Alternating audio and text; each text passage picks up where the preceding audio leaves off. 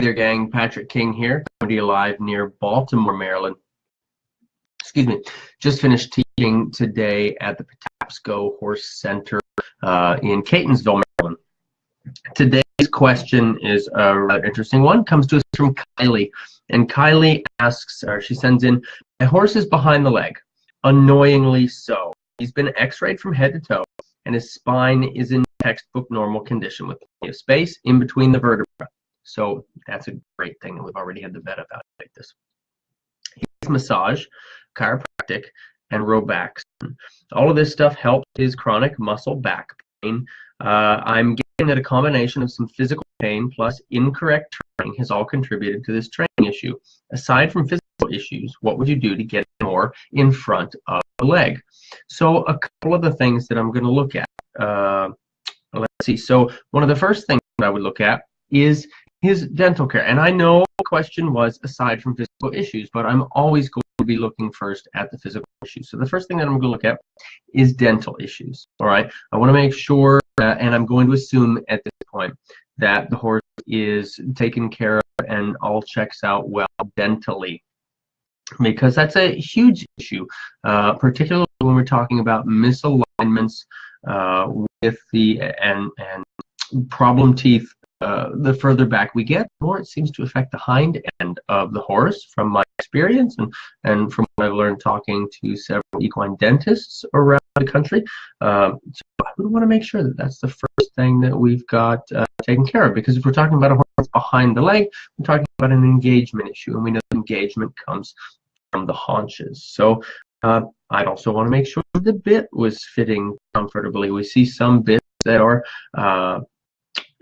just not suited for the horse. Maybe the angle is wrong. Maybe they're pinching the bars of the mouth, or potentially pinching the tongue. Maybe the bit is too thick. Maybe the bit is too thin, right? So we want to evaluate those sorts of things. I also want to look at the feet. I want to look at potential farrier issues. If the hooves are not landing properly in stride, if the breakover point of the stride is not proper, then it's going to potentially be causing back pain. And we know this horse that Kylie's mentioning is already on a medication for the back issues, in spite of the fact that, the vertebrae is all fine. So, that would be something that I would definitely be looking into to see if maybe the farrier might need to adjust some angles somewhere. Maybe the toe length is a little bit too long. The heels are dropped a bit much. So that's definitely something we want to take a look at. Now, mentioning that, Kylie mentioned that this horse is on Robaxin, and I won't lie, I had to look that up to find out what that is, and that seems like a medication that's fairly commonly used to treat chronic back pain. Now, in looking that up, it shows up as being one of the #1 side effects of that is, let me see, I'll pull it up here. The most common side effect is, the most common side effect of the Robaxin is sedation. So I don't know. My question would be, was the behind the leg, was the dullness something that seemed to happen before he got put on the medication, or has it happened since he got put on the medication? Because, that could be potentially a factor in there. So that's something that we'd want to also take a look at. Now, aside from those things, I would be looking at two more primary things. The first being tactfulness of the rider's aids. Are we holding a lot? Now, we know this is a dressage horse. Are we holding into a frame too much and then trying to drive into a brick wall, basically, with our legs? Are our legs nagging at our horse constantly, or is the horse pretty clear that a touch of the leg means go forward? And are the reins allowing the horse to go forward? I see very commonly, and maybe I might upset somebody by saying this, but I see very commonly all over the country, all over the world when I'm out there teaching, are dressage horses of any discipline, where the primary focus becomes the frame and the head, right, rather than the back, the movement. When the back is right, when the feet are right, when the movement is relaxed, the head and neck is pretty much going to fall into the position where we want it to be. So we want to make sure the tactfulness of our aids is very important. Now, let's say we've got all that taken care of. Then I would look at the motivation.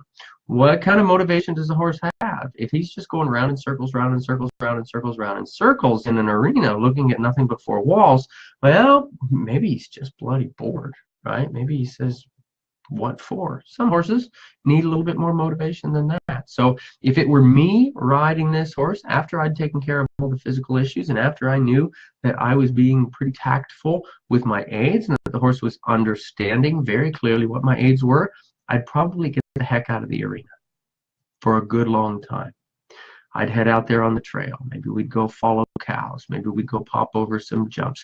Anything but our dressage work for a while until the horse felt like he had a little bit of spark back in his step, until he felt like there was a purpose to going forward.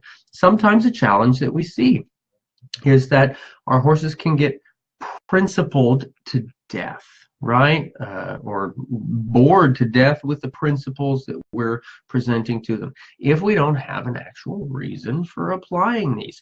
And I feel like our dressage horses learn more about dressage when they're working a cow or when they're going over a jump or when they're heading down the trail, because that's when those principles have a meaning, right? We've got to have some purpose behind what it is we're doing. So once I've checked out the physical issues, then I'm going to see, maybe this horse just needs a break. Maybe he needs to go do something real instead of chasing imaginary figures in the dressage arena. And now I love imaginary figures as much as the next dressage queen does. Believe me, I would call myself a dressage queen, right? So, but it's really important that we have an actual purpose for our horses when we're working, and they have to get that. They have to understand that. So, so taking care of the physical issues, looking at the dental problems, potentially looking at bit fit, looking at farrier issues, looking at potentially that medication, maybe that's caused him to be down a little bit,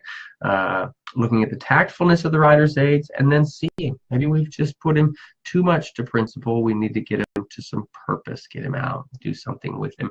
Hopefully that might help also. So Kylie, I hope that you'll keep me posted with your progress on your horse. Hopefully some of these things have been helpful for you. And for anybody else out there who might have a challenge of a horse that is at this point terribly behind the leg.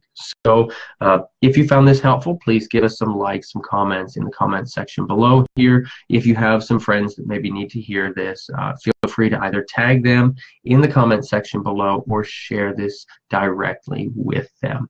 Question of the day today. Let's see. Talking about putting some purpose to our principles. What's your discipline? And what sort of purpose have you found to put to those principles to keep your horse motivated? I'm looking forward to hearing your answers to that in the comments section below this video here. Don't forget, Ken, you keep sending in your questions, and I'll keep talking about horses. Thanks, Kay.